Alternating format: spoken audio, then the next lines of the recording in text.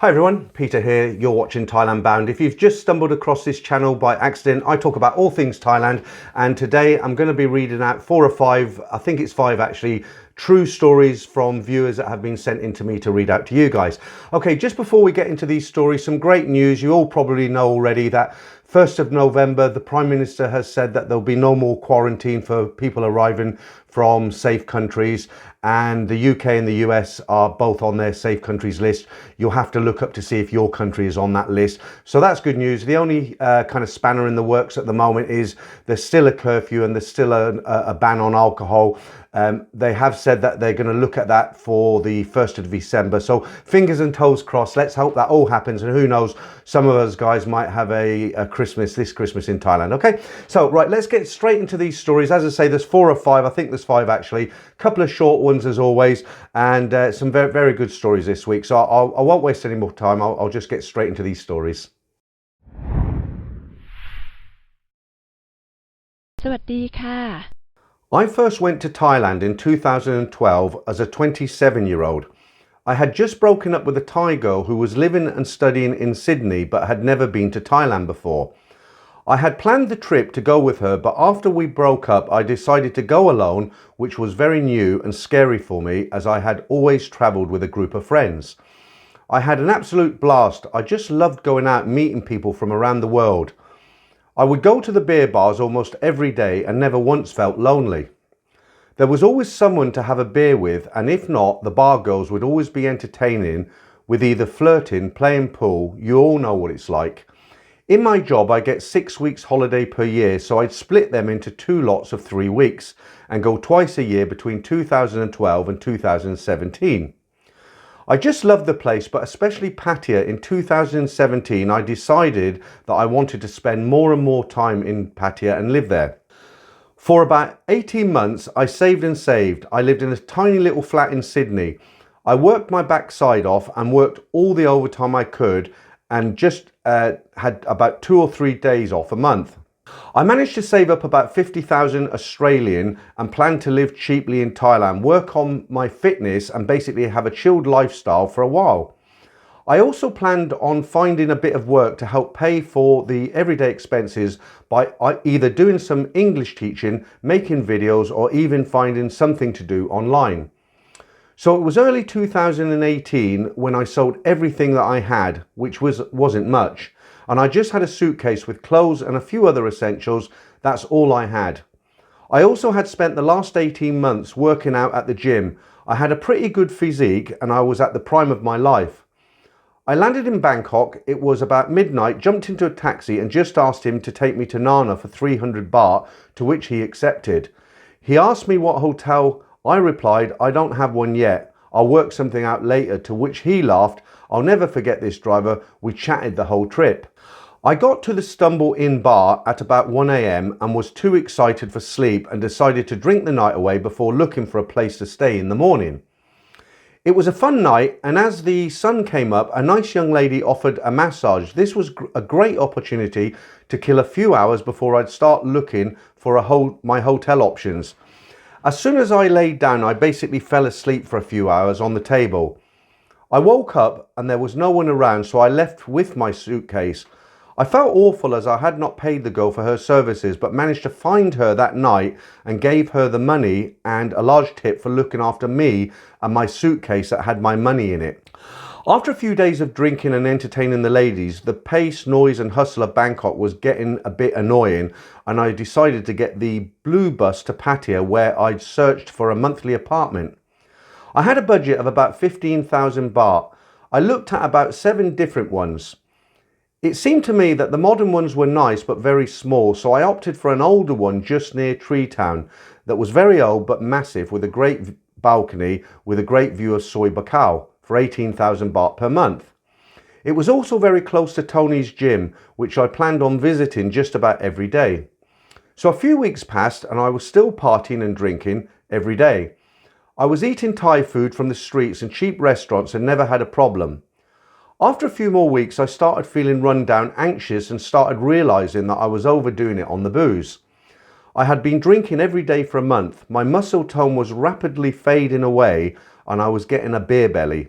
I had even began smoking while drinking. Basically, I had let the city of 7 Saturdays a week get the better of me and was finding it hard to do something else other than going to the bars and drinking. I decided that I should move away from temptation for a while. I had an old friend who lived just outside Jomtien, so I got a little place near there and told myself that I need to get fit again and cut down on the booze. This plan worked pretty well. I managed to get fitter, only had beers twice a week, and life was looking up again. I met a lovely Thai girl who was a lawyer who was on a weekend getaway. She was 28 and very beautiful. I was in love instantly. I stayed in Jomtien and would visit her and stay with her on weekends. She owned her own brand new condo. We got on really well and we even went to visit her parents in Hua Hin. A few times. They were quite financially comfortable, not rich by any means, but comfortable. I had this amazing girl who had a great job and who loved me very much, and I decided to move in with her, and I would pay her monthly mortgage payments, which were cheaper than most guest houses would have charged me for staying a month. So I'd done a few visa runs to Singapore, a city I really love, and was just enjoying my life. I had been really good with my money, but it was in need of some replenishment. I had about $15,000 left. Me and my girlfriend decided that it would be a good idea for me to go back to Australia and work for about 6 months, save about 20,000 Australian dollars. That would last me about another year in Thailand if I was careful. So I lined up a job with my old company and planned to head back to Sydney. I decided to visit my friend in Jomtien a few days before my flight to say goodbye for 6 months. We hit the bars in Pattaya. He started buying shots and we got wasted. I don't remember too much of that night, but I woke up to my girlfriend's call and realised there was a girl asleep next to me. I had taken a bar girl back to my hotel. The hangover was horrendous, but the guilt was sickening. I ignored the call from my girlfriend and laid there for about an hour thinking about what I should do. The girl next to me woke up and went to shower, and wow, was she a stunner. The room was a mess with bottles and glasses everywhere. I went to the balcony where there was my friend and another bar girl asleep. It really was like the day after the scene from the movie The Hangover. We all went out for breakfast and we said goodbye to the girls. I felt terrible for my girlfriend and decided that I should not tell her what happened, as we had a really good life set up, as she one day wanted to live in Australia. We had discussed living in Thailand and Australia together, and I didn't want to ruin her dreams. The next day, we were in bed together. It was the day before I left. We were just watching random YouTube clips on my phone. A text popped up on my phone from the bar girl from Pattaya. It said, "I miss you," with a photo of her in a very sexy pose. As you can imagine, my girlfriend was distraught. The next day I flew back to Australia. It was February 2020. I started my job in Sydney and I would spend all day texting her, begging for her forgiveness. She replied sometimes. She never officially broke up with me. So the pandemic was now in full swing and I can't get back to Thailand. To this day, we still talk. I still have hope that one day she will forgive me and the world will open up and we can live our lives together. I love the channel, Peter. Keep up the great work. Hope to hear this story on YouTube one day. Yeah, well, there you go. I mean, you were dating a real nice girl in Pattaya, but there's just so much temptation, isn't there? And of course, alcohol doesn't help when that's thrown into the mix. Let's jump straight into this second story. I'm 57 now and have been travelling both privately and with work since I was 16. I started together with my older brother. Anyway, I wouldn't say I'm new to travelling, but I had never visited Thailand before early 2017. I was about to go visit a friend and do a road trip on motorbikes, but just before our trip to his house in Hua Hin, he had a minor accident in Europe, so he was in no shape to go there. I had my ticket and I decided to go see Bangkok by myself. I was in Bangkok for a few days. I found Nana Plaza right away and had a nice time there. One evening I met a guy who told me about an even better place called Pattaya. He said, "Let's head down there together." Not long after, we were in a taxi heading down to Pattaya. Once we arrived in Pattaya, I was left alone as my new friend had gone off to meet his friends, but he hadn't invited me. I didn't have a clue where I was in the city. I ended up alone on the second row but found a small comfortable hotel very easily and checked in. After a good night's sleep and a look around the next day, I went into the Central Festival and bumped into the most beautiful girl I'd ever seen. She was working there. I asked her if she'd like to come to dinner with me and she accepted. At the time I was 50 years old but looked younger than my age, and I was fairly fit with no beer belly yet.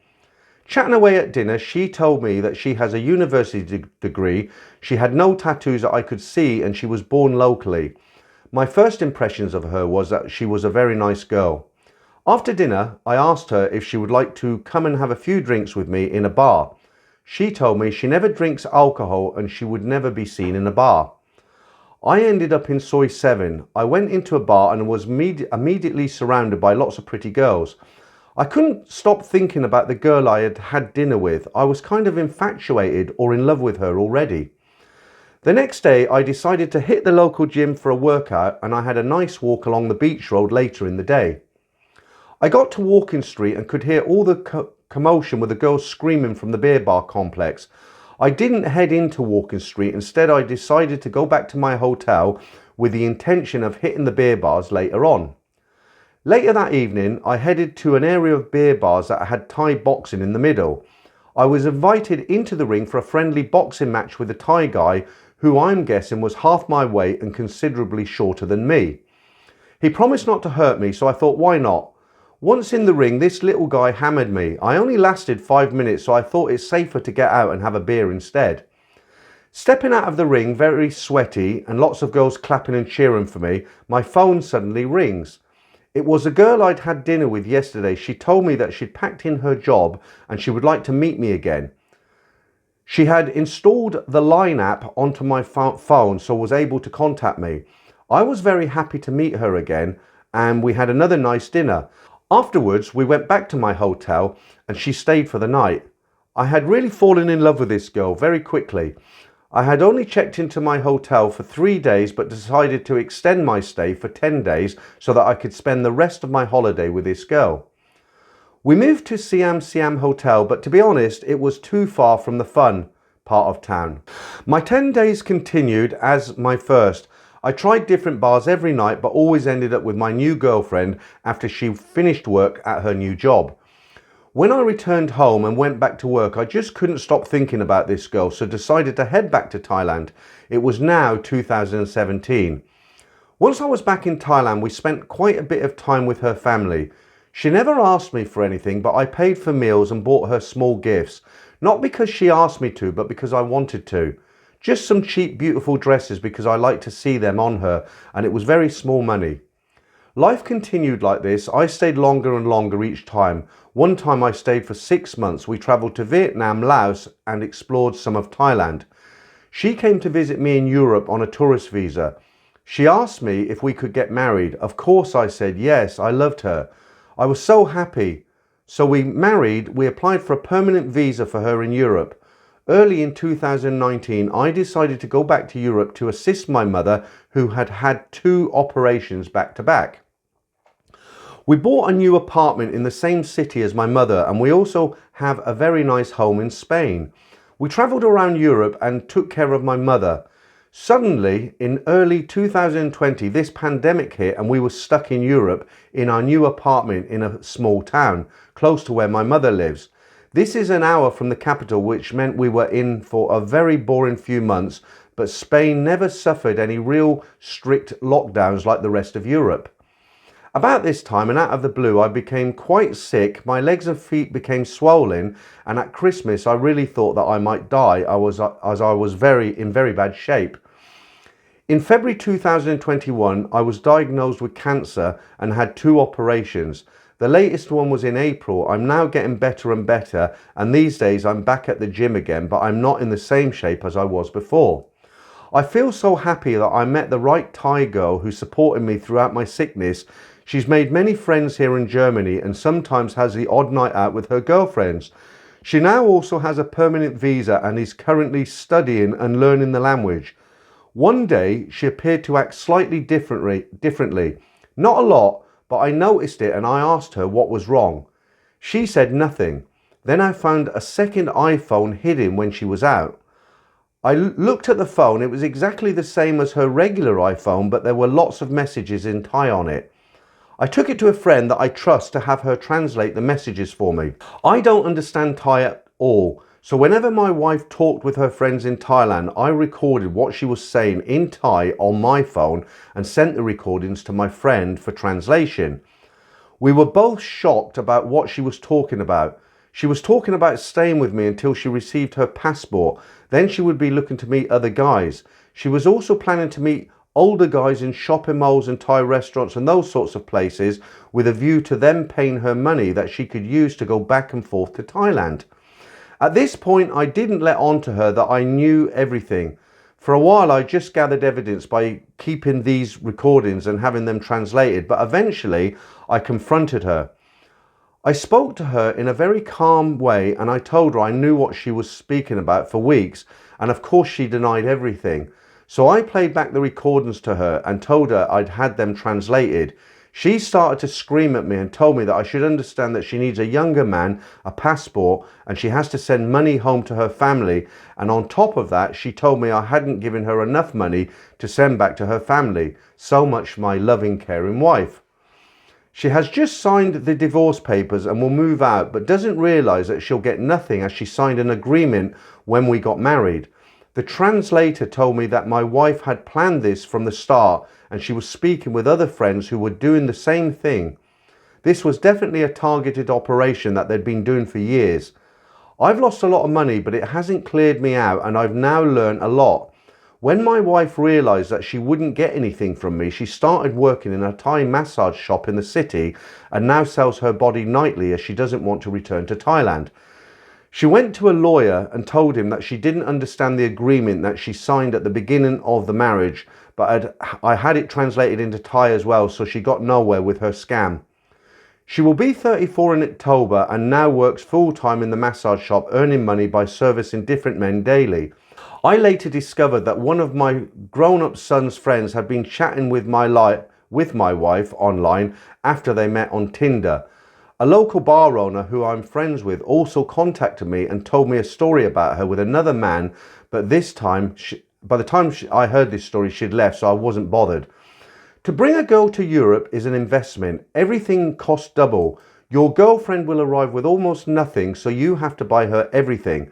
She left a full wardrobe behind, 10 pairs of shoes and boots, dresses, jeans, beautiful expensive coats and so on. Upon arriving in Europe, you have to sign documents that state you promise to take care of all of her financial needs for at least a year. At least I didn't lose everything as I had an agreement in place, or I would now be very poor. Her family had supposedly been taking care of our little business in Pattaya. I checked my wife's email. She hadn't checked it for over 6 months. My conclusion is that I have learned a tough lesson. If any of your viewers are thinking of getting into a similar situation, as I did, then seriously, get an agreement in place. It is the best advice I can give. Now, that is such a brutal story, isn't it? I mean, I had a guy leave a comment on one of the other stories that I told last week, and he said, oh, talking about me, he said, this guy's just a cynic. He's very negative about these girls. But when you read stories like this, I actually wrote to the guy and I said, look, I feel really sorry for you, what happened, because this is a genuine guy. He met this girl, fell in love with her, and she was scheming behind his back. I can't imagine it. You know, I'm married myself to a Korean woman, and I just can't imagine what this guy's gone through. Absolutely awful. But you know, fair play to him. He got through it, and good luck for his future. And he has learned. I'm sure he'll go back to Thailand and have another good time. All right, so let's time's cracking on. Let's get straight into story number 3. I'm a retired policeman from America. I had been often visiting Thailand 2 or 3 times a year for over 30 years, but now I'm living near Pattaya. I have lived here for 6 years now and I'm loving it. I find the stories you read entertaining and humorous, although I can't laugh too hard because a lot of the silly stuff I've done myself. My first trip to Thailand was in 1988 when I was 23 years old and before I was a cop. In those days, I was a bartender in San Francisco's financial district. The days of grey flannelled businessmen, lawyers, stockbroker types drinking and smoking heavily in bars. Those were the 80s. So I'm sure other party favours helped keep the smoking and drinking going strong. Needless to say, I was making a lot of money back then and a lot of tips. I had just broken up with this super hot Filipino girl and decided I was going to go to Hawaii to clear my mind for a week's vacation. Along with business people, I also had a travel agent who was a friend who also drank at my bar. This was before the internet, so the only way to plan a trip was through a travel agent and guidebooks like Lonely Planet. Yes, you'd actually have to read about places and hope for the best for so on. So on a random Tuesday evening, as the night was winding down and I was starting to close up the bar, just chatting with my travel agent friend and another broken-hearted friend who also said he may want to go to Hawaii with me because he too had just broken up with his girlfriend. At the same time and out of nowhere walks in this guy who I've seen around from time to time but did not know his story exactly. But let me paint a picture for you. He was in his mid-50s, good looks, very tanned, tall, thin, white hair, and wore a white Miami Vice type suit with the sleeves rolled up over a t-shirt. He was a friendly enough guy and sat next to my two friends at the bar and joined in the conversation about travel. My friend told the stranger about our Hawaii plans, and the guy just kind of scoffed and said, "Hawaii? Why?" My friend and I began to tell the stranger why. The 3 B's, that's why. Beach, broads and booze. Why else? So this is the part where my life changes forever. The stranger looks at me and my friend and says, "If that's what you want, then Thailand is the place for you." Thailand? Yes, Thailand. So I get the stranger a cocktail on the house, of course, and he begins to tell us of this magical place called Thailand. It too has the 3 B's, but only better. He just happened to have a photo that he was carrying around with him of his Thai bar girlfriend, and I was sold. She was stunning. We were sold. Absolutely gorgeous. He then began to tell me about what the prices were for things like food, beer, hotels and female company. His bar girlfriend's daily allowance was about 500 baht back in those days. I was really sold, and this just got the stranger yet another drink on the house, of course. My friend the travel agent basically backed up everything that the stranger had been telling us, and since she was a travel agent and had been to Thailand before, that's when she dropped the bomb on us by telling me the price of 1 week's vacation in Hawaii, we can have a 2 weeks vacation in Thailand for the same price. That just got my friend the travel agent a drink on the house, and I told her to book the trip tomorrow. We booked 4 nights in Bangkok and 7 nights in Phuket, all flights, breakfast and tours included. My friend and I are going to Thailand in 2 weeks' time. I then spent the next 2 weeks reading everything I could find on Thailand, and there wasn't much back then, but I was able to find 2 travel books and a paper map. So now the day has come, it's mid-November 1988 and I'm at San Francisco International Airport with 1 carry-on bag and 1 small shoulder backpack. That's it for a 2-week vacation. But there's something missing. Where's my friend? He should have been here already to meet me. The aircraft boards in 1 hour, so I find a payphone and call my friend's apartment. This was way before the days of cell phones. He answers and tells me he's not coming with me because of his girlfriend and he is trying to get her back.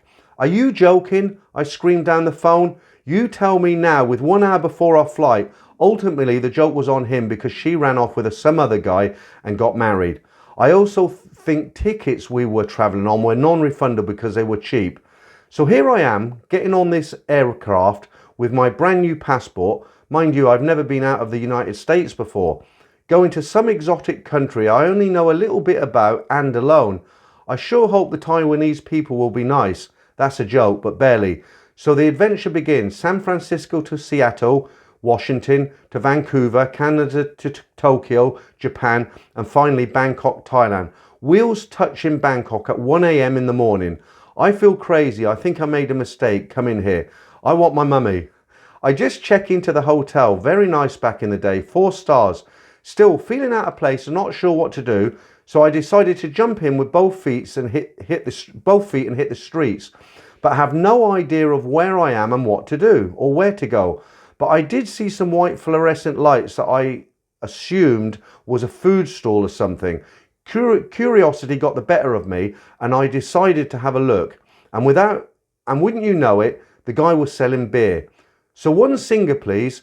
It should be noticed that back in the day, Singer was considered malt liquor. It wasn't even really beer, very strong. So as I am standing around and standing out, as I'm a big Hispanic looking guy, 187 cm, 105 kg, on a Bangkok street corner at 3 a.m, a tuk-tuk comes flying past me, then locks up the brakes, does a U-turn and says, Mister, you want lady? No thanks. Okay. You want boy? No thanks. I don't want boy. Tuk-tuk. Okay. You want beer? Only beer? Okay.